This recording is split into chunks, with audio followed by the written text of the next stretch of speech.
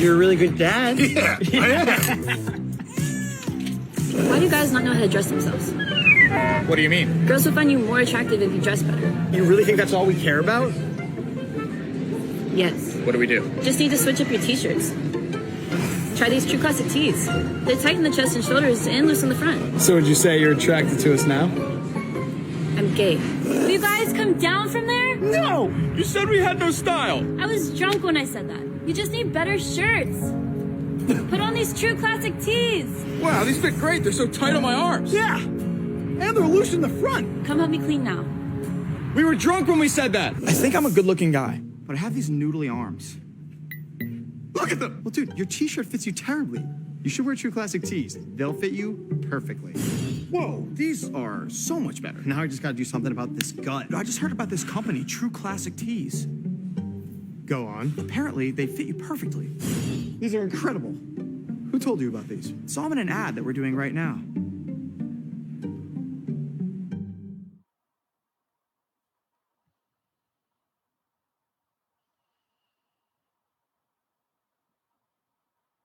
Oh no.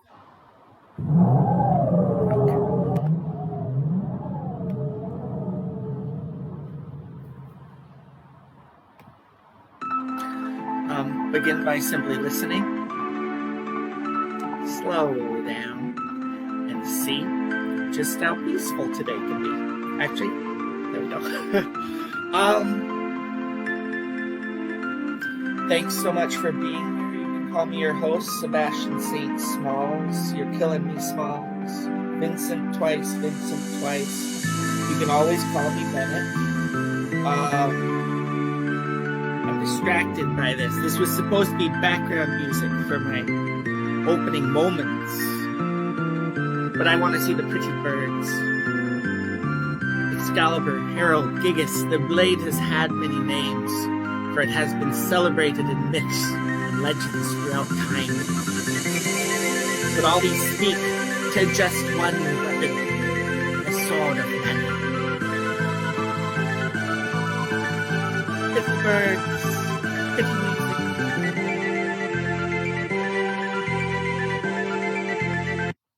Okay, so I'm so off track. The plan for the episode is Legend of Zelda and Dracula Chapter 1.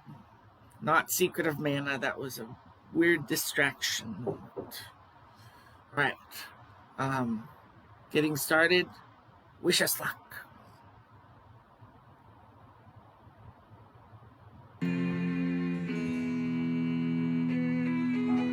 Oh, and by the way, who is this Dracula person here?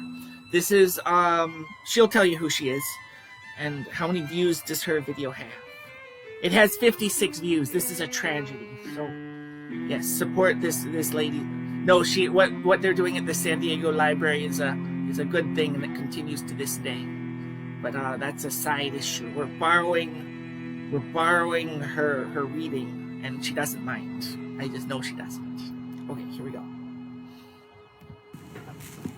Hi friends, my name is Christina. I'm the manager of the Pacific Beach Library here in San Diego, and I am happy to welcome you today to our first day of our read-along together of Dracula by Bram Stoker.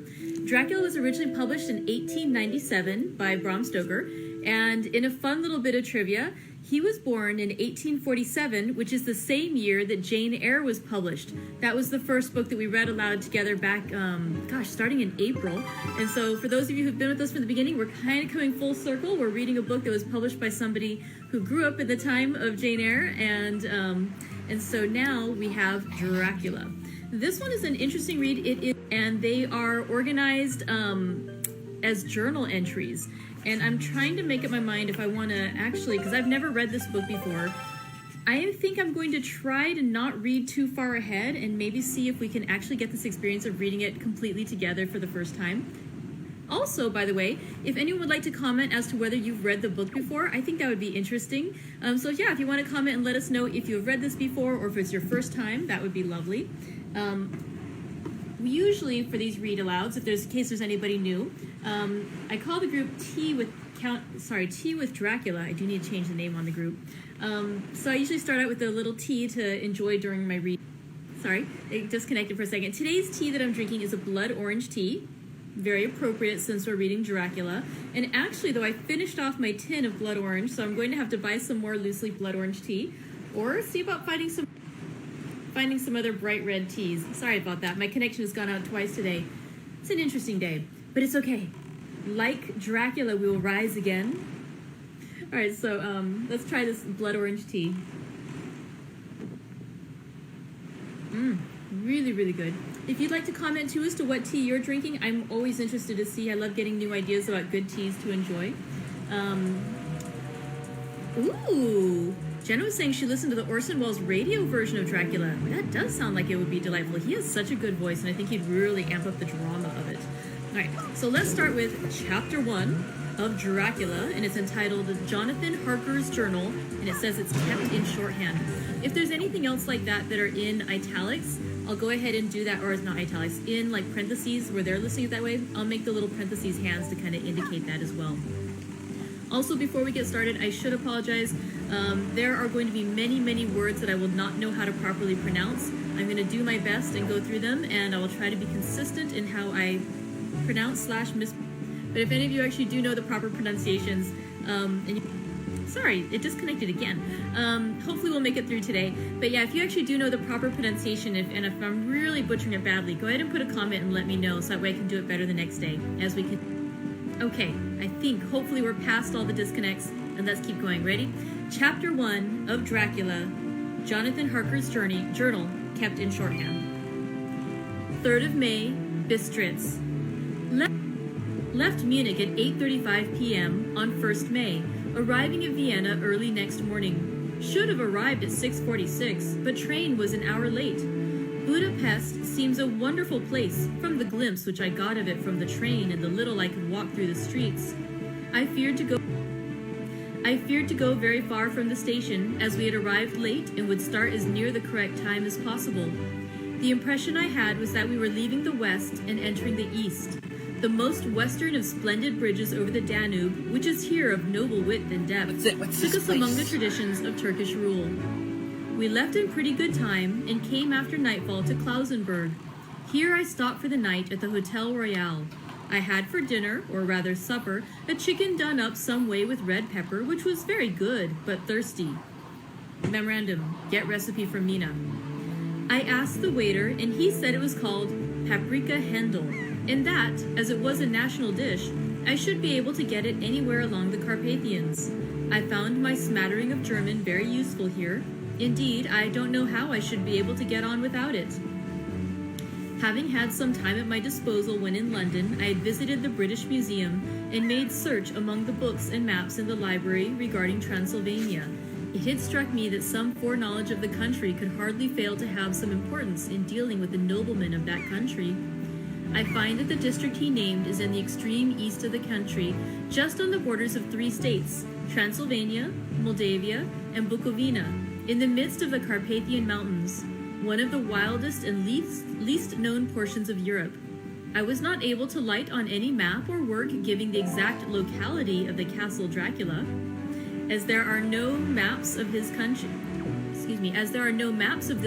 as yet to compare with our own Ordnance Survey maps.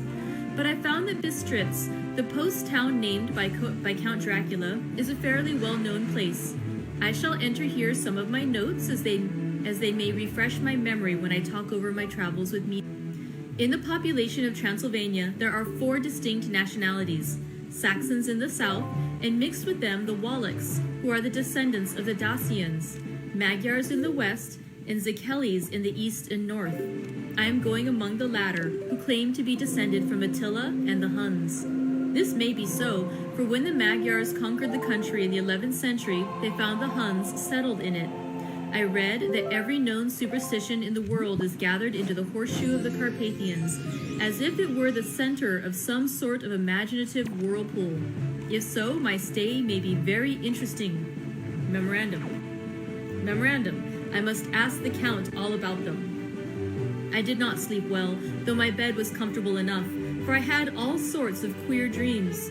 There was a dog howling all night under my window, which may have had something to do with it, or it may have been the paprika, for I had to drink up all the water in my carafe and was still thirsty. Towards morning, I slept and was wakened by the continuous knocking at my door, so I guess I must have been sleeping soundly then. I had for breakfast more paprika and a sort of porridge of maize flour which they said was mamaliga, an eggplant stuffed with forcemeat, a very excellent dish, which they call implatata. Memo. Get recipe for this also.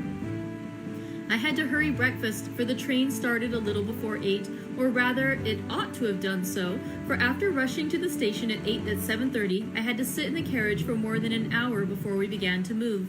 It seems to me that the further east you go, the more unpunctual are the trains. What ought they to be in China? All day long we seemed to dawdle through a country which was full of beauty of every kind. Sometimes we saw little towns or castles on the top of steep hills, such as we see in old missals. Sometimes we ran by rivers and streams which seemed from the wide stony margin on each side of them to be subject to great floods. It takes a lot of water, and running strong, to sweep the outer edge of a river clear. At each station there were groups of people, sometimes crowds, and in all sorts of attire. Some of them were just like the peasants at home or those I saw coming through France and Germany, with short jackets and round hats and homemade trousers, but others were very picturesque.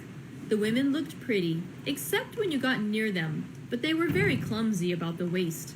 They had all full white sleeves of some kind or other, and most of them had big belts with a lot of strips of something fluttering from them, like the dresses in a ballet, but of course there were petticoats under them.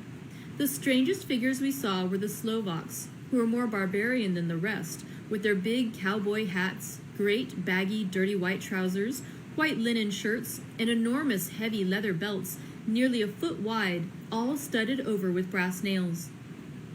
They wore high boots with their trousers tucked into them and had long black hair and heavy black mustaches. They are very picturesque, but do not look prepossessing. On the stage, they would be set down at once as some old oriental band of brigands. They are, however, I am told, very harmless and rather wanting in natural self-assertion. It was on the dark side of twilight when we got to Bistritz, which is a very interesting old place. Being practically on the frontier, for the Borgo Pass leads from it into Bukovina, it has had a very stormy existence, and it certainly shows marks of it. 50 years ago, a series of great fires took place, which made terrible havoc on 5 separate occasions. At the very beginning of the 17th century, it underwent a siege of 3 weeks and lost 13,000 people, the casualties of war proper being assisted by famine and disease. Count Dracula had directed me to go to the Golden Krone Hotel, which I found, to my great delight, to be thoroughly old-fashioned, for of course I wanted to see all I could of the ways of the country. I was evidently expected, for when I got near the door I faced a cheery-looking elderly woman in the usual peasant dress, white undergarment with long double apron, front and back, of colored stuff fitting almost too tight for modesty. When I came close, she bowed and said, "The Herr Englishman?" "Yes," I said, "Jonathan Harker." She smiled and gave some message to the elderly man in white shirt sleeves who had followed her to the door. He went, but immediately returned with the letter. "My friend, welcome to the Carpathians. I am anxiously expecting you. Sleep well tonight. At 3 tomorrow the diligence will start for Bukovina. A place on it is kept for you. At the Borgo Pass my carriage will await you and will bring you to me. I trust that your journey from London has been a happy one, and that you will enjoy your stay in my beautiful land. Your friend, Dracula." 4th of May. I found that my landlord had got a letter from the Count, directing him to secure the best place on the coach for me, but on making inquiries as to details, he seemed somewhat reticent, and pretended that he could not understand my German. This could not be true, because up to then he had understood it perfectly. At least he answered my questions exactly as if he did. He and his wife, the old lady who had received me, looked at each other in a frightened sort of way. He mumbled out that the money I had been sent in a letter... He mumbled out that the money had been sent in a letter, and that was all he knew. When I asked him if he knew Count Dracula and could tell me anything of his castle, both he and his wife crossed themselves and, saying that they knew nothing at all, simply refused to speak further. It was so near the time of starting that I had no time to ask anyone else, for it was all very mysterious and not by any means comforting. Just before I was leaving, the old lady came up to my room and said in a very hysterical way, "Must you go?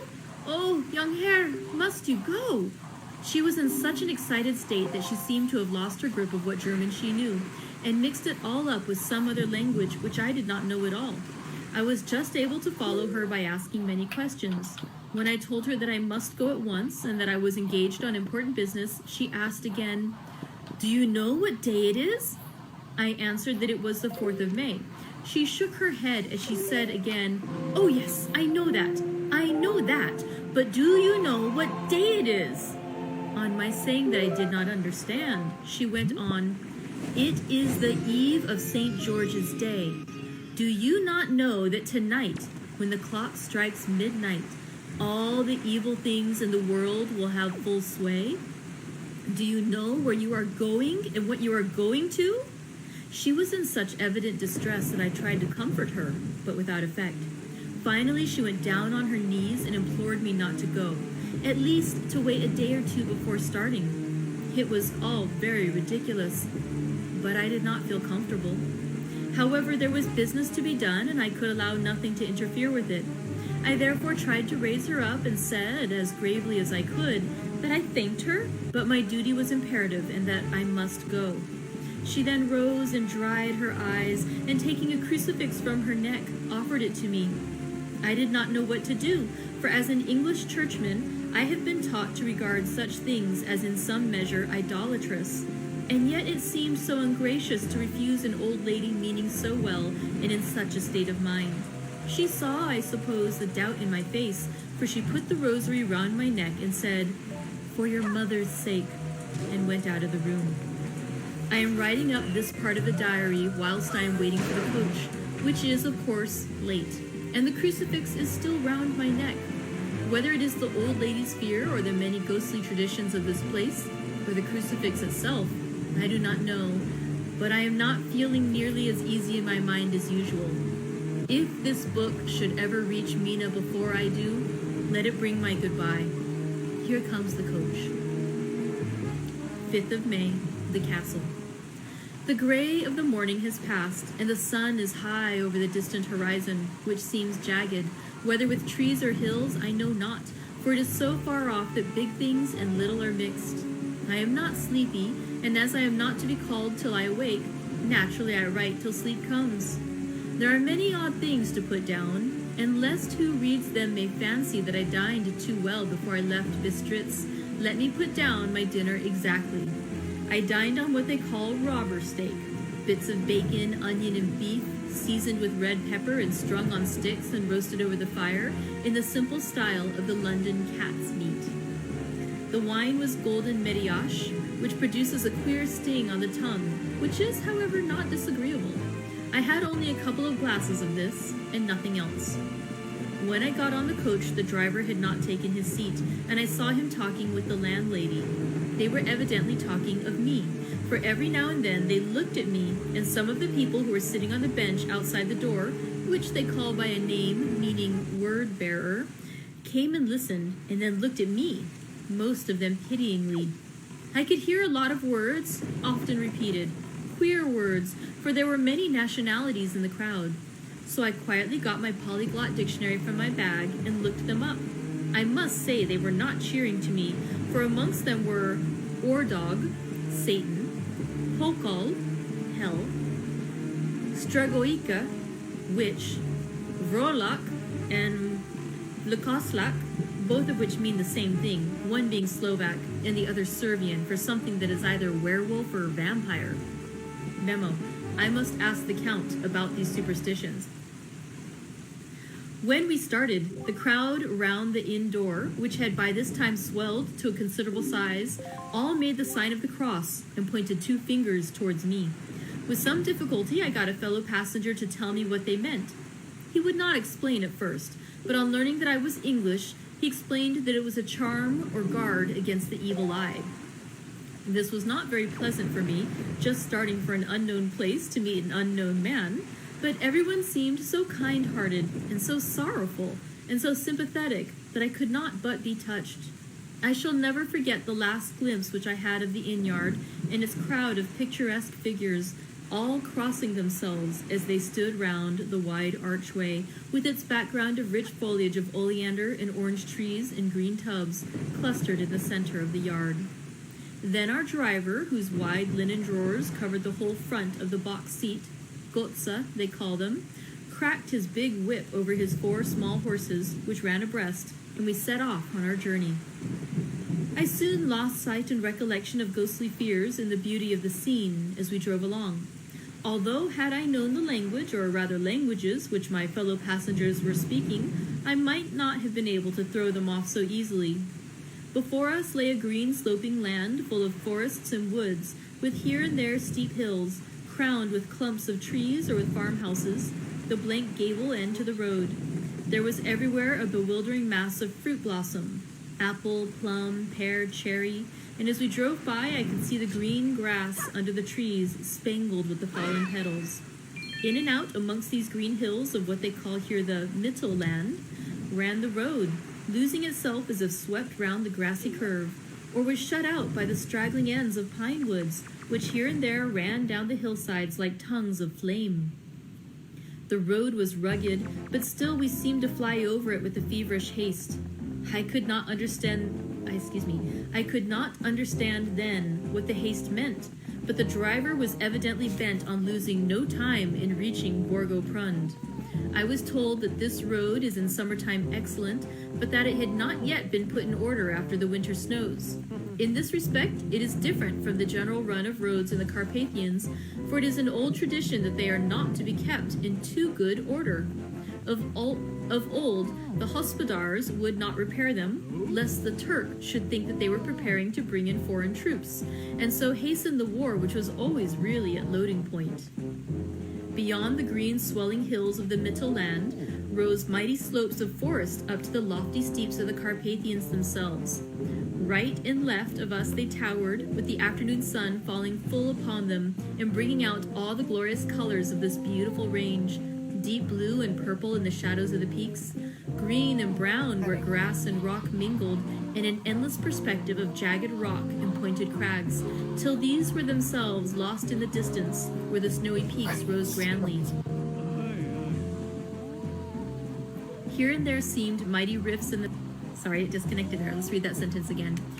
Here and there seemed mighty rifts in the mountains, through which, as the sun began to sink, we saw now and again the white gleam of falling water.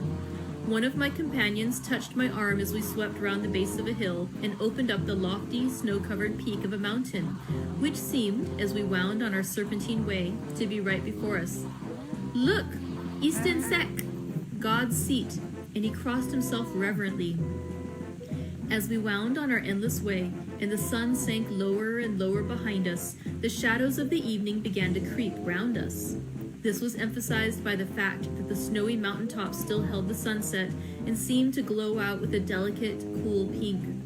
Here and there we passed Czechs and Slovaks, all in picturesque attire, but I noticed that Guatra was painfully prevalent. By the roadside were many crosses, and as we swept by, my companions all crossed themselves. Here and there was a peasant man or woman kneeling before a shrine, who did not even turn round as we approached, but seemed in the self-surrender of devotion to have neither eyes nor ears for the outer world. There were many things new to me, for instance, hayricks in the trees, and here and there very beautiful masses of weeping birch, their white stems shining like silver through the delicate green of the leaves. Now and again we passed a later wagon, the ordinary peasant's cart, with its long snake-like vertebra calculated to suit the inequalities of the road. On this were sure to be seated quite a group of homecoming peasants, the Czechs with their white and the Slovaks with their colored sheepskins, the latter carrying lance fashion their long staves with axe at end. As the evening fell, it began to get very cold, and the growing twilight seemed to merge into one dark mistiness.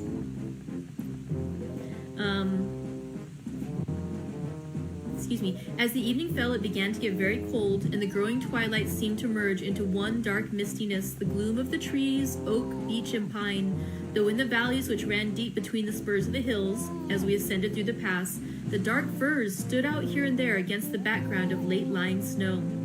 Sometimes, as the road was cut through the pine woods that seemed in the darkness to be closing down upon us, great masses of grayness, which here and there bestrewed the trees, produced a peculiarly weird and solemn effect, which carried on the thoughts and grim fancies engendered earlier in the evening, when the falling sunset threw into strange relief the ghost-like clouds, which amongst the Carpathians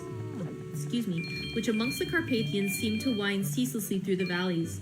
Sometimes the hills were so steep that despite our driver's haste, the horses could only go slowly. I wished to get down and walk up them, as we do at home, but the driver would not hear of it. No, he said, you must not walk here. The dogs are too fierce. And then he added, with what he evidently meant for grim pleasantry, for he looked round to catch the approving smile of the rest, and you may have enough of such matters before you go to sleep. The only stop he would make was a moment's pause to light his lamps. When it grew dark, there seemed to be some excitement amongst the passengers, and they kept speaking to him, one after the other, as though urging him to further speed. He lashed the horses unmercifully with his long whip, and with wild cries of encouragement urged them on to further exertions. Then through the darkness I could see a sort of patch of gray light ahead of us, as though there were a cleft in the hills. The excitement of the passengers grew greater. The crazy coach rocked on its great leather springs and swayed like a boat tossed on a stormy sea. I had to hold on. The road grew more level, and we appeared to fly along. Then the mountains seemed to come nearer to us on each side, to frown down upon us. We were entering on the Borgo Pass. One by one, several of the passengers offered me gifts, which they pressed upon me with an earnestness which would take no denial. These were certainly of an odd and varied kind, but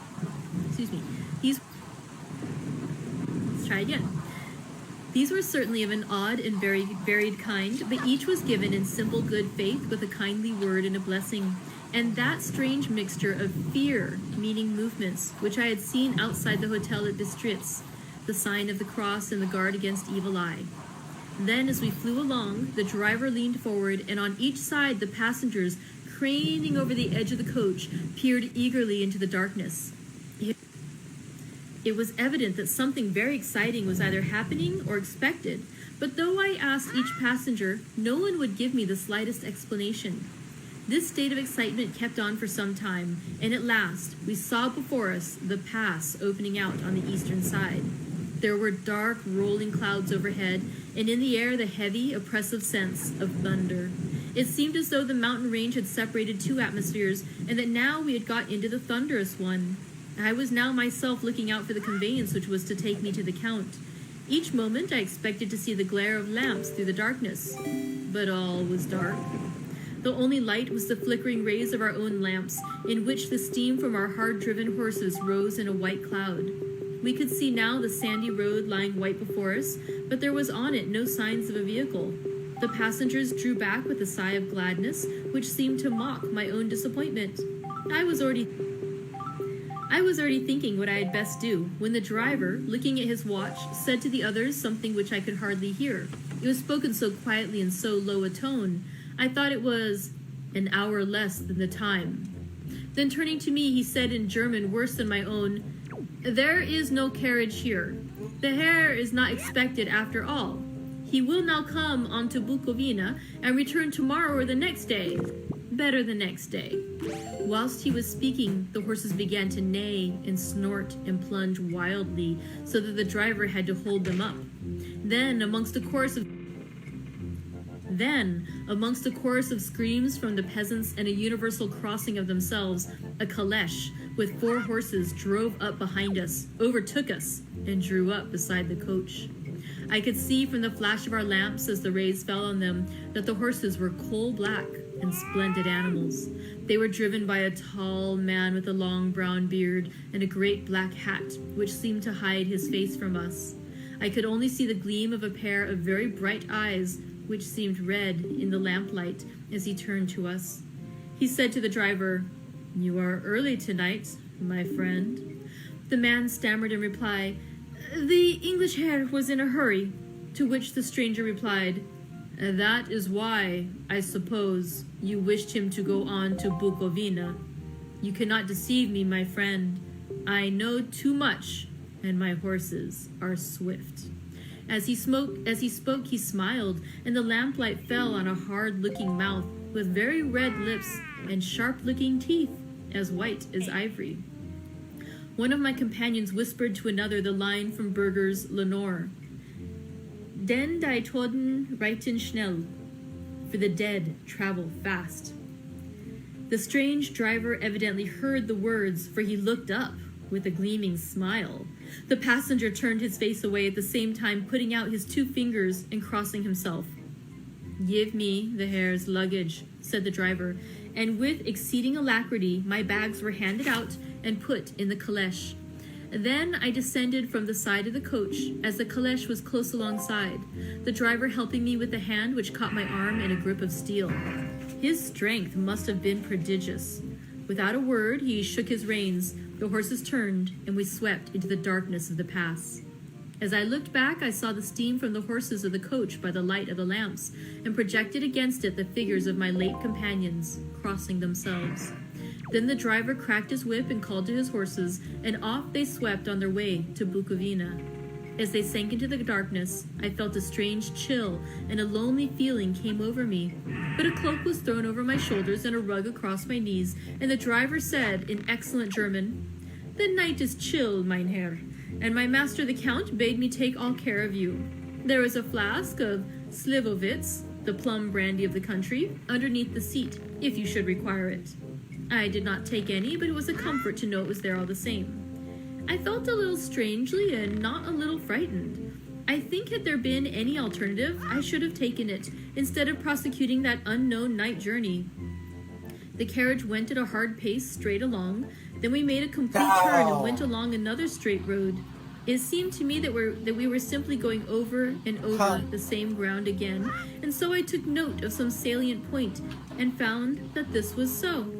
I would have liked to have asked the driver what this all meant, but I really feared to do so, for I thought that, placed as I was, any protest would have had no effect in case there had been an intention to delay. By and by, however, as I was curious to know how time was passing, I struck a match, and by its flame looked at my watch. It was within a few minutes of midnight. This gave me a sort of shock, for I suppose the general superstition about midnight was increased by my recent experiences. I waited with a sick feeling of suspense. Then a dog began to howl somewhere in a farmhouse far down the road, a long, agonized wailing, as if from fear.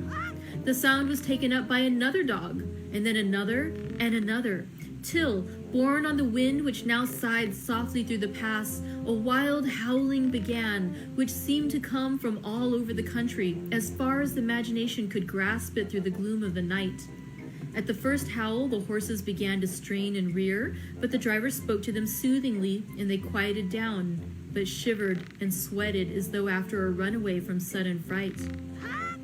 Then, far off in the distance, from the mountains on each side of us, began a louder and a sharper howling, that of wolves, which affected both the horses and myself in the same way, for I was minded to jump from the caleche and run, whilst they reared again and plunged madly, so that the driver had to use all his great strength to keep them from bolting.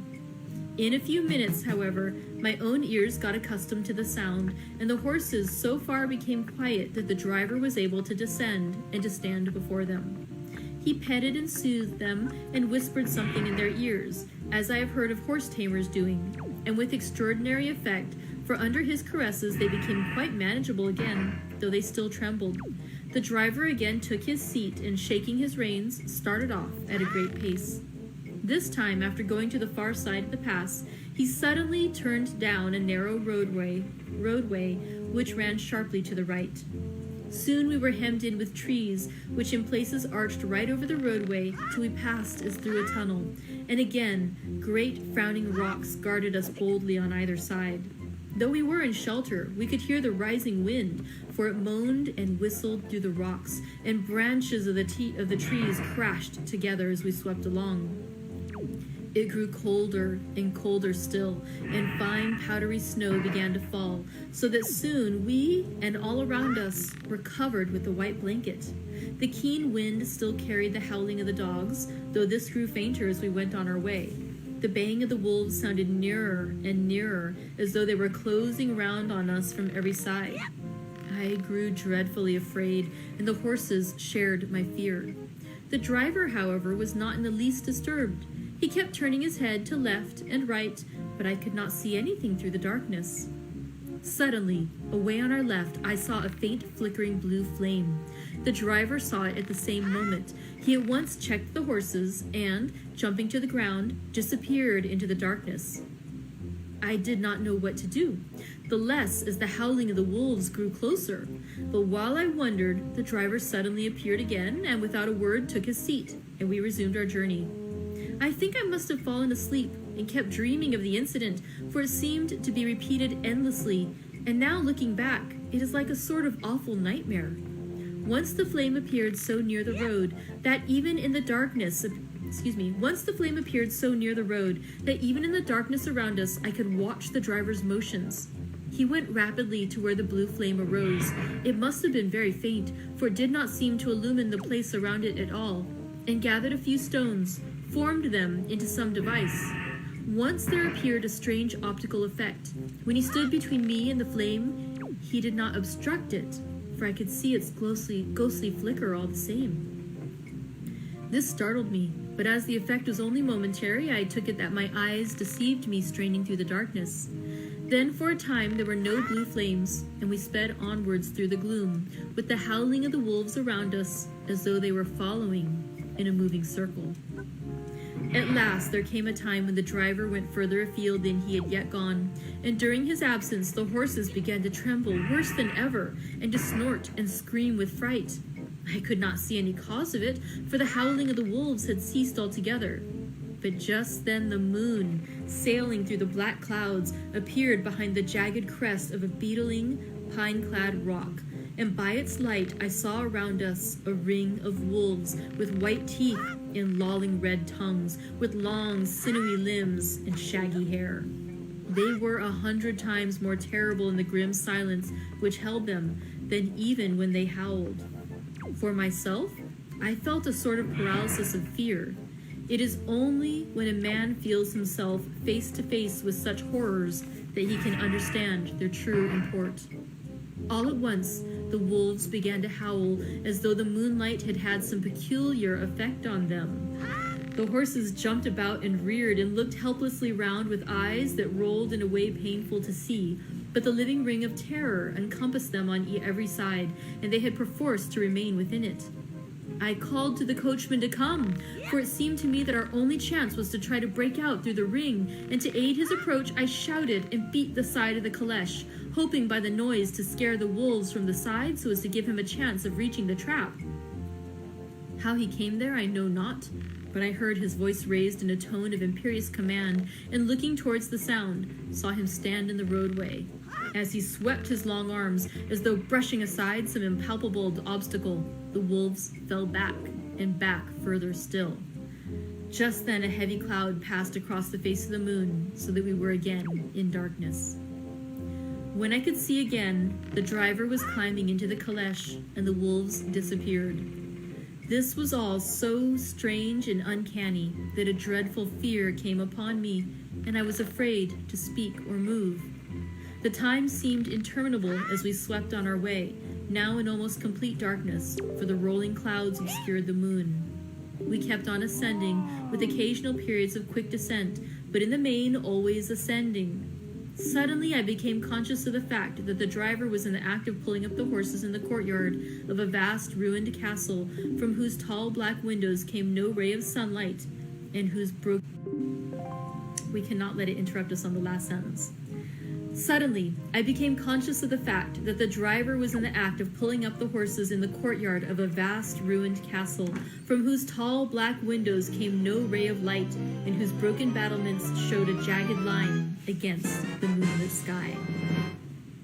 And that concludes chapter 1 of Dracula. I will try to figure out what happened today, why our connection kept dropping, but I hope you were able to continue with the story. It seemed to me from past experience with it dropping like that we basically lose about a second, and so I try to continue by reading the last sentence back before the break happens. So I'll try to figure that out. Hopefully we can stop that from happening again. But thank you for joining me for our first day of Dracula by Bram Stoker. This is a relatively shorter book, especially compared to our last read. It's only 27 chapters, and so we should be finishing just a few days before Halloween. My goal is to just read one chapter a day, so again, we can stretch this out to as close to Halloween as possible. But thank you for joining for chapter 1 as Jonathan Harker journeyed on his way to the home of Count Dracula. We'll find out what happens more when he arrives there when we continue with tomorrow's reading. So thank you very much. I look forward to reading more with you. Enjoy the rest of your day. Perhaps some blood orange tea. Take care. Bye-bye.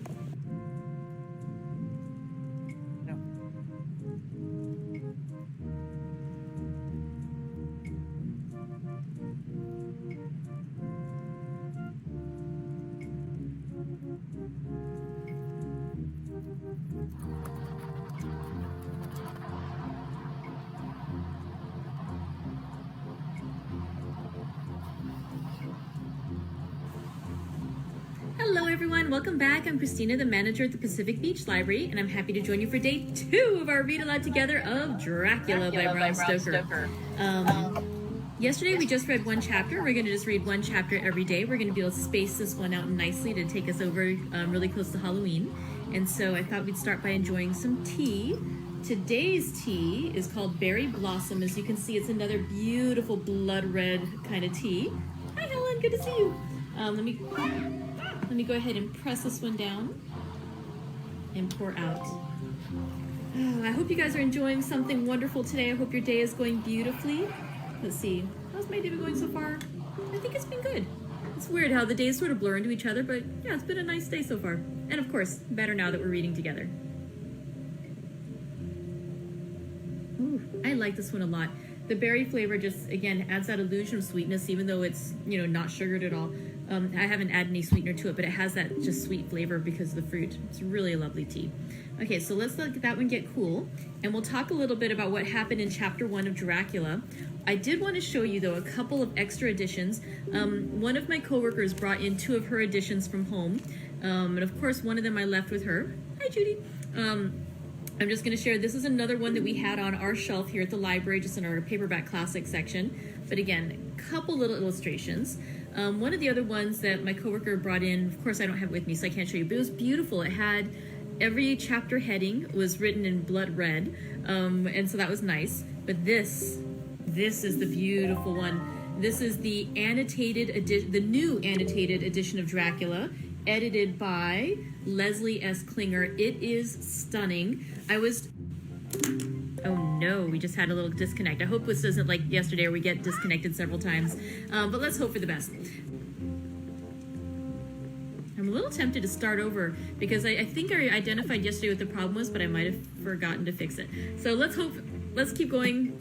We just got one more chapter of this, and then if it does keep disconnecting today, I really will try to fix it by tomorrow. Sorry. So I was going to say, this beautiful annotated edition, it is stunning.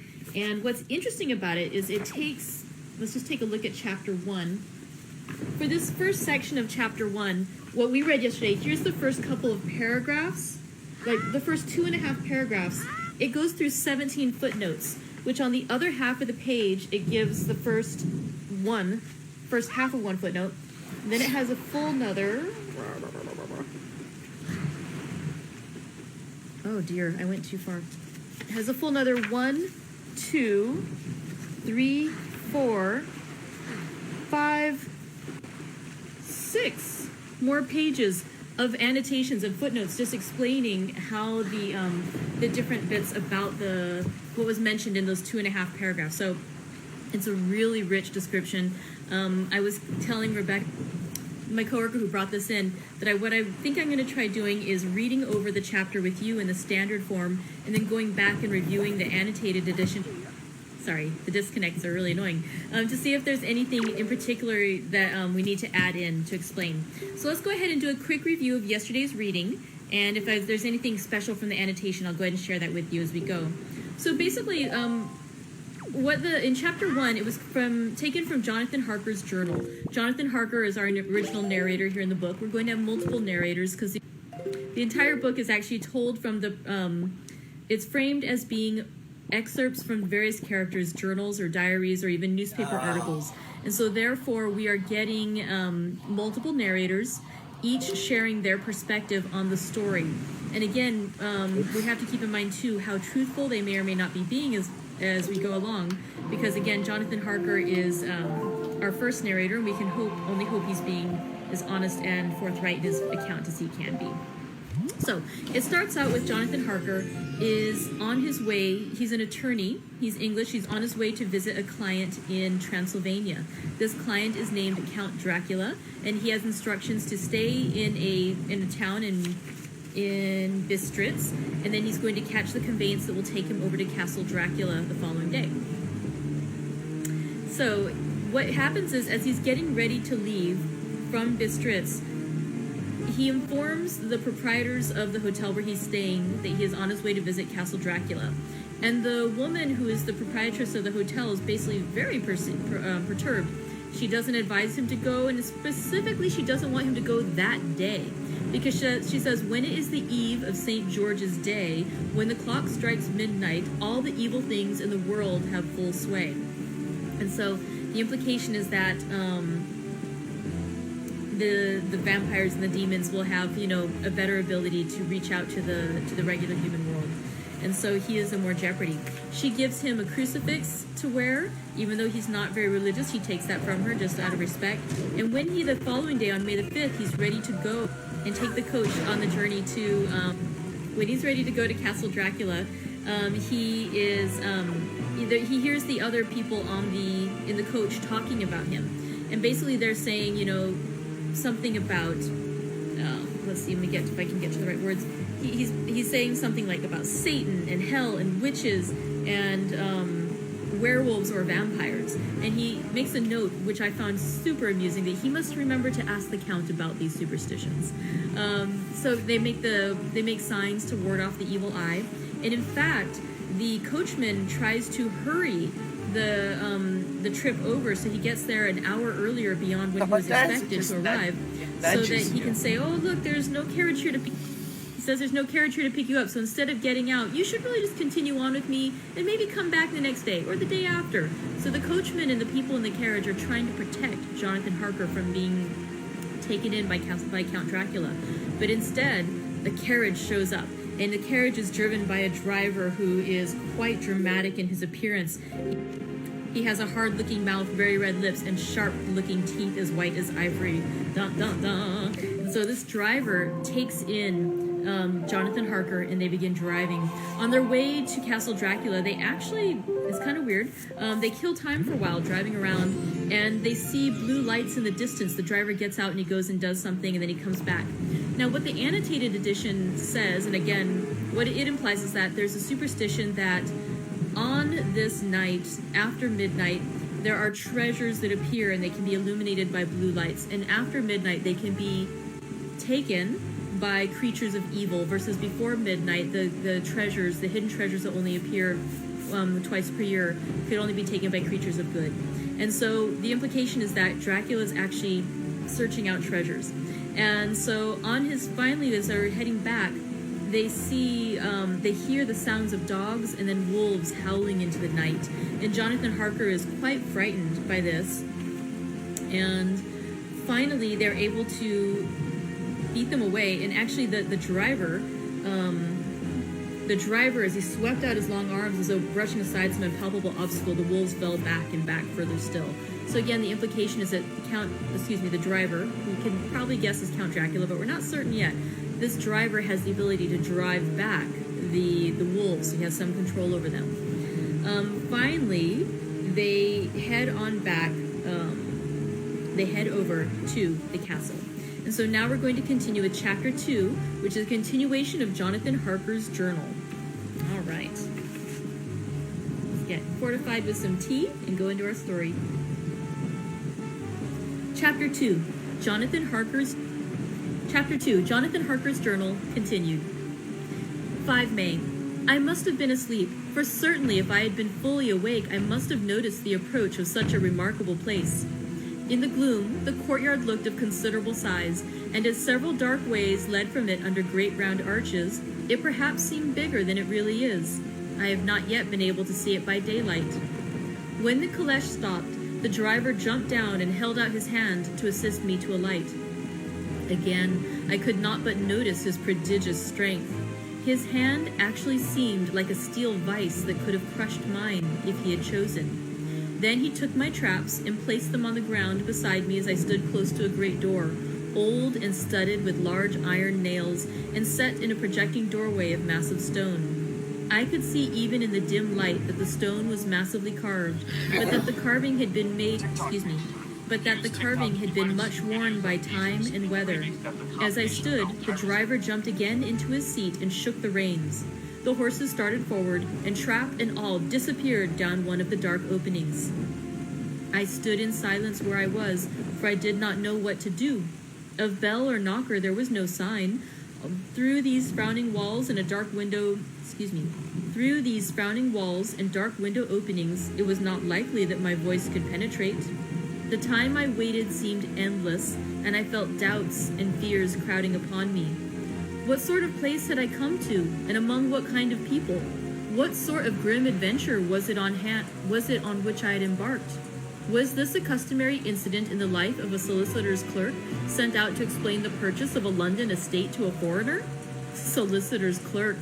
Mina would not like that. Solicitor. For just before leaving London, I got word that my examination was successful, and I am now a full-blown solicitor. I began to rub my eyes and pinch myself to see if I were awake.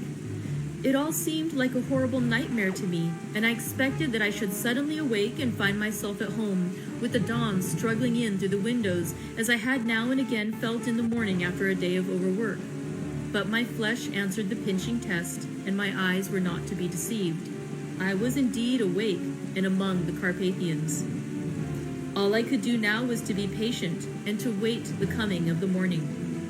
Just as I had come to this conclusion, I heard a heavy step approaching behind the great door and saw through the chinks the gleam of a coming light. Then there was the sound of rattling chains and the clanking of massive bolts drawn back.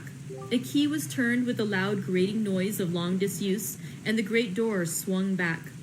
Within stood a tall old man, clean-shaven save for a long white mustache, and clad in black from head to foot, without a single speck of color about him anywhere. He held in his hand an antique silver lamp, in which the flame burned without chimney or globe of any kind, throwing long, quivering shadows as it flickered in the draught of the open door. The old man motioned me in with his right hand with a courtly gesture, saying in excellent English, but with a strange intonation, "Welcome to my house. Enter freely and of your own will." He made no motion of stepping to meet me, but stood like a statue, as though his gesture of welcome had fixed him into stone.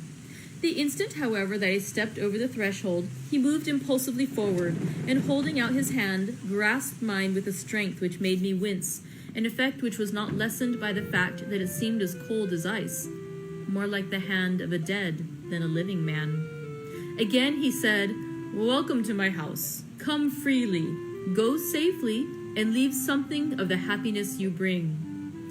The strength of the handshake was so much akin to that which I had noticed in the driver, whose face I had not seen, that for a moment I doubted if it were not the same person to whom I was speaking. So to make sure, I said interrogatively, "Count Dracula?"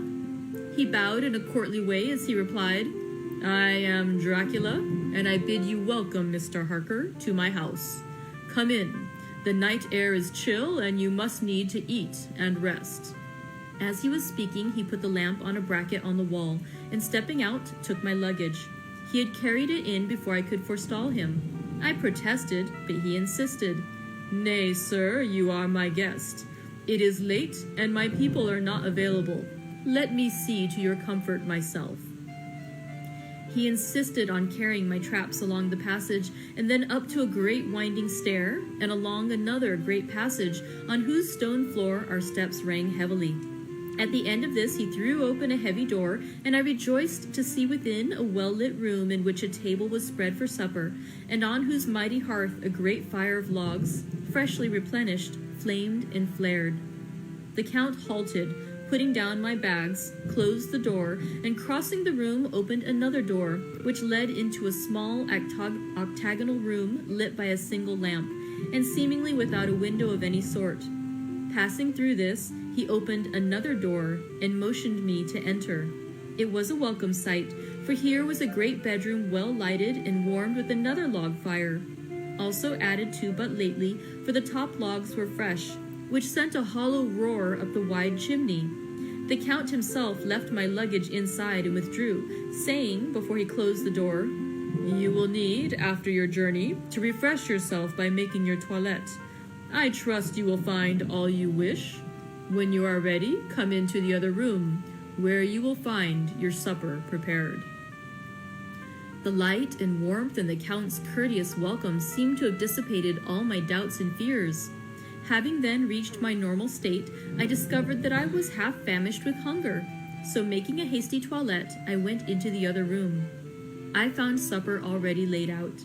My host, who stood on one side of the great fireplace, leaning against the stonework, made a graceful wave of his hand to the table and said, "I pray you be seated and sup how you please.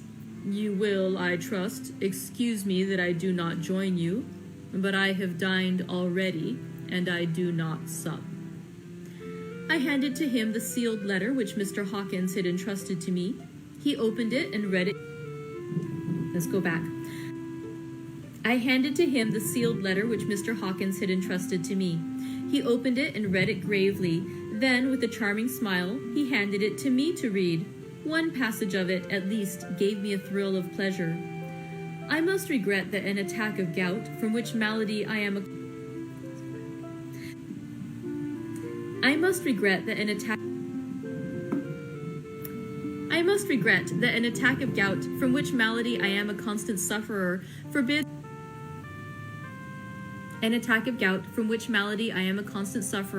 forbids absolutely any traveling on my part for some time to come. But I am happy to say I can send a sufficient substitute, one in whom I have every possible confidence. He is a young man, full of energy and talent in his own way, and of a very faithful disposition. He is discreet and silent, and has grown into manhood in my service. He shall be ready to attend to you when you will during his stay, and shall take your instructions in all matters." The Count himself came forward and took off the cover of a dish, and I fell to at once on an excellent roast chicken. This, with some cheese and a salad and a bottle of old Tokay, of which I had 2 glasses, was my supper.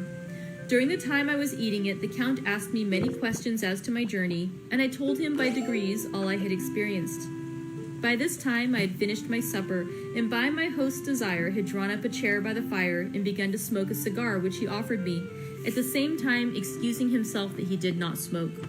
I had now an opportunity of observing him, and found him of a very marked physiognomy. His face was a very strong aquiline, with high bridge of the thin nose and peculiarly arched nostrils, with lofty domed forehead, and hair growing scantily round the temples, but profusely elsewhere. His eyebrows were very massive, almost meeting over the nose, and with bushy hair that seemed to curl in its own profusion. The mouth, so far as I could see it under the heavy mustache, was fixed and rather cruel-looking, with peculiarly sharp white teeth. These protruded over the lips, whose remarkable ruddiness showed astonishing vitality in a man of his years. For the rest, his ears were pale, and at the tops extremely pointed. The chin was broad and strong, and the cheeks firm, though thin. The general effect was one of extraordinary pallor. Hitherto I Maybe I don't need the boat. I had noticed the backs of his hands as they lay on his knees in the firelight, and they had seemed rather white and fine. But seeing them now close to me, I could not but notice they were rather coarse broad, with squat fingers. Strange to say, there were hairs in the center I should have of taken the the palm. boat. The nails were long and fine and cut to a sharp point. As the I Count might leaned be in over me and trouble. his hands touched me, I could am not in repress trouble. a shudder. It may have been that his breath was rank, but a horrible feeling of nausea Shoot. came over me, which, do what I would, I could not conceal. The Count, evidently noticing it, drew back, and with a grim sort of smile, which showed more than he had yet done his protuberant teeth, sat himself down again on his own side of the fireplace. We were both silent for a while, and as I looked towards the window, I saw the first dim streak of the coming dawn. There seemed a strange stillness over everything, but as I listened, I heard, as if from down below in the valley, the howling of many wolves.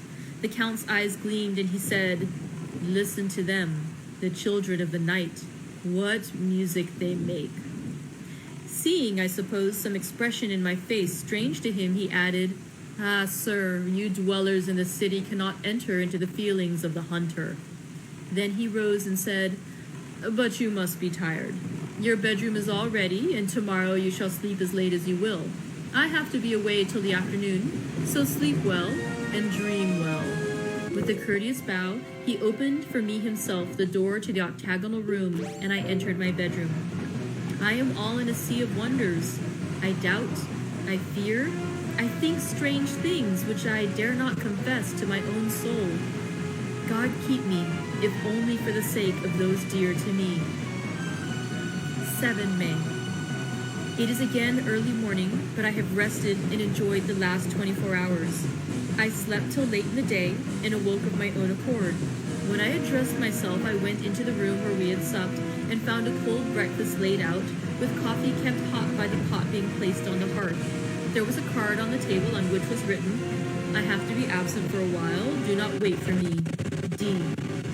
I set to and enjoyed a hearty meal. When I had done, I looked for a bell, so that I might let the servants know I had finished, but I could not find one. There are certainly odd deficiencies in the house, considering the extraordinary evidences of wealth which are round me. The table service is of gold, and so beautifully wrought that it must be of immense value. The curtains and upholstery of the chairs and sofas and the hangings of my bed are of the costliest and most beautiful fabrics, and must have been of fabulous value when they were made, for they are centuries old, though in excellent order. I saw something like them in Hampton Court, but they were worn and frayed and moth-eaten. But still, in none of the rooms is there a mirror. There is not even a toilette glass on my table, and I had to get the little shaving glass from my bag before I could either shave or brush my hair. I have not yet seen a servant anywhere, or heard a sound near the castle except the howling of wolves. Some time after I had finished my meal, I do not know whether to call it breakfast or dinner, for it was between 5 and 6 o'clock when I had it, I looked about for something to read, for I did not like to go about the castle until I had asked the Count's permission. There was absolutely nothing in the room, book, newspaper, or even writing materials, so I opened another door in the room and found a sort of library. The door opposite mine I tried, but found it locked. In the library I found, to my great delight, a vast number of English books, whole shelves full of them, and bound volumes of magazines and newspapers. A table in the center was littered with English magazines and newspapers, though none of them were of very recent date. The books were of the most varied kind: history, geography, politics, political economy, botany, geology, law, all relating to England and English life and customs and manners. There were even such books of reference as the London Directory, the Red and Blue books, Whitaker's Almanac, the Army and Navy lists, and, it somehow gladdened my heart to see it, the law list. While I was looking at the books, the door opened and the Count entered. He saluted me in a hearty way and hoped that I had had a good night's rest. Then he went on, "I am glad you found your way in here, for I am sure there is much that will interest you. These companions," and he laid his hand on some of the books, "have been good friends to me, and for some years past, ever since I had the idea of going to London, have given me many, many hours of pleasure. Through them I have come to know your great England, and to know her is to love her. I long to go through the crowded streets of your mighty London, to be in the midst of the whirl and rush of humanity, to share its life, its change, its death, and all that makes it what it is. But alas, as yet I only know your tongue through books. To you, my friend, I look that I know it to speak. But Count, I said, you know and speak English thoroughly. He bowed gravely. I thank you, my friend, for your all too flattering estimate, but yet I fear that I am but a little way on the road I would travel. True, I know the grammar and the words, but yet I know not how to speak them. Indeed, I said, you speak excellently. Not so, he answered. Well, I know that. Did I move and speak in your London, none there are who would not know me for a stranger. That is not enough for me. Here I am noble, I am boyar. The common people know me, and I am master. But a stranger in a strange land, he is no one. Men know him not, and to know not is to care not for. I am content if I am like the rest, so that no man stops if he sees me or pauses.